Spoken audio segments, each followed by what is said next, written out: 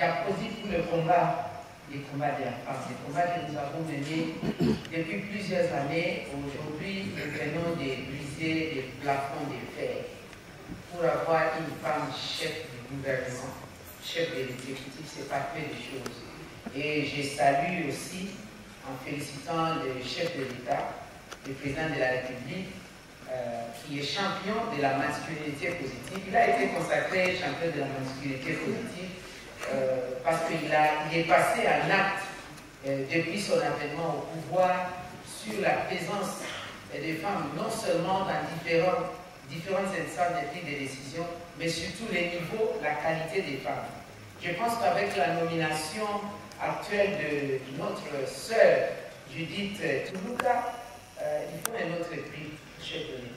Ça, rassurez-vous. Non, pas le prix de la masculinité. Non, pas du tout. La masculinité positive, c'était pour remercier ce que nous étions avant sa nomination.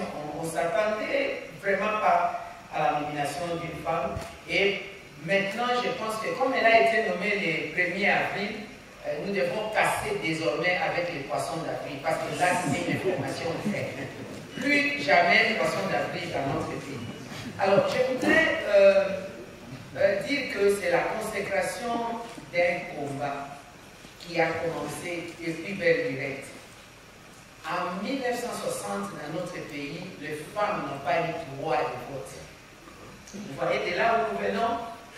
Et cela ne veut pas dire que les femmes n'étaient pas ou n'ont pas participé au processus des indépendances dans notre pays. Elles étaient bel et bien là, même à la conférence, à la table ronde de Bruxelles.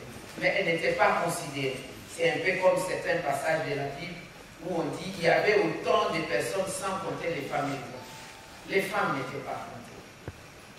Et on avait en plus, dans notre législation, les cas de l'incapacité juridique, essentiellement des femmes mariées, qui ne pouvaient pas rester en justice, qui ne pouvaient pas vendre et acheter, qui ne pouvaient pas poser des actes juridiques sans autorisation préalable de leurs époux. Mais là où les bas blessent, c'est parce que les femmes étaient classées parmi les incapables juridiques tels que les mineurs, les aliénés mentaux, les personnes âgées nécessitant assistance, etc. Mais on a eu des avancées. Le pays s'est engagé vers le respect des droits humains. Il y a la Déclaration universelle des droits de l'homme, il y a la Convention sur l'élimination de toutes les formes de discrimination à l'égard des femmes, et il y a notre Constitution où les femmes se sont battues ensemble avec les hommes. Nous avons pu intégrer les dispositions liées à la parité et à la lutte contre les violences faites à la femme, et dans d'autres lois particulières, comme le Code de la famille qui a été modifié, la loi sur la législation du travail, il y a la loi portant mise en œuvre de la parité et la loi électorale. Donc du point de vue du cadre légal, nous avons évolué vraiment à une vitesse extraordinaire de 1960 à ces jours. Et maintenant, dans sa mise en œuvre, il y a eu tout ce qu'il y avait comme politique de l'émancipation de la femme, la promotion des droits des femmes, mais c'est maintenant que nous sommes en train de récolter les fruits.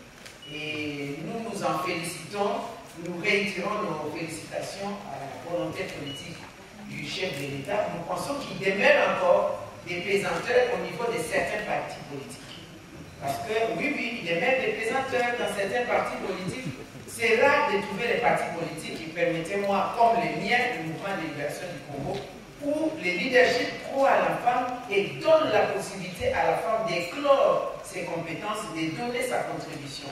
Nous pensons que les partis politiques étant des pépinières pour la gestion de la chose publique, les leaders politiques devaient suivre cet exemple qui est venu. En tout cas, nous aurons l'occasion d'y revenir tout à l'heure.